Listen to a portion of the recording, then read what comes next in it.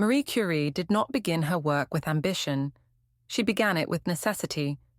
She came from a country that restricted her education, from a family marked by loss, from a world that told women knowledge was ornamental, not essential. Science was not a calling she answered. It was a door she forced open. When she arrived in Paris, she lived in cold rooms, studied in borrowed spaces, ate when she could. She learned quickly that brilliance did not protect you from hardship. It only sharpened your awareness of it. What Marie Curie possessed was not confidence, it was endurance.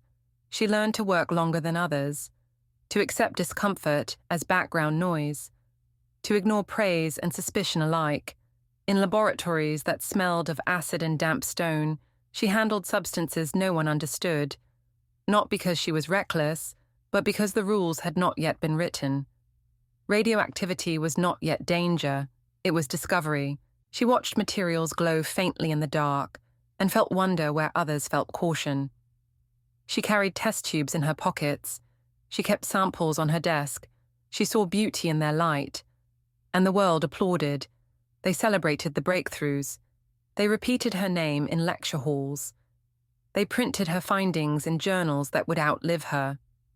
But science, in those early years, was built to absorb brilliance, not to protect the body that produced it.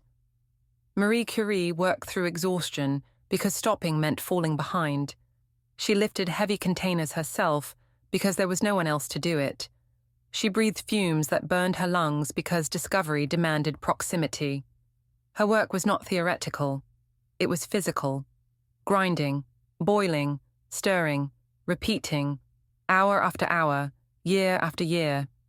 When recognition came, it came with conditions. She was praised but scrutinized, honored but doubted, welcomed but never entirely trusted. She became the first woman to win a Nobel Prize, then the first person to win two. Still, she was never allowed to forget she did not belong easily. Her body began to fail quietly, not in dramatic collapse, but in gradual withdrawal. Her hands trembled, her strength faded, her blood betrayed her, and still she taught. Still she researched. Still she believed science belonged to everyone. She refused to patent her discoveries. She believed knowledge should be shared, not owned, that medicine should heal, not profit. Others would take what she uncovered and build industries upon it. Others would turn radiation into weapons. Others would shield themselves from its dangers. Marie Curie did not have that luxury. By the time medicine understood radiation sickness, it was already written into her bones. Her notebooks became too dangerous to touch, her tools too contaminated to handle, her work too powerful to sit unguarded.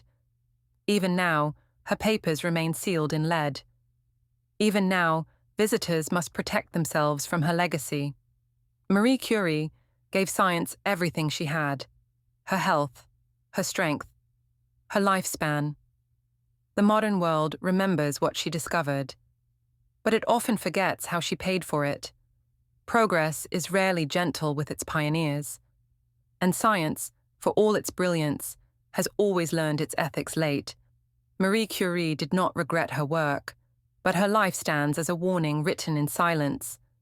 That advancement without protection demands a human cost, and too often it is paid by those history praises only after they are gone.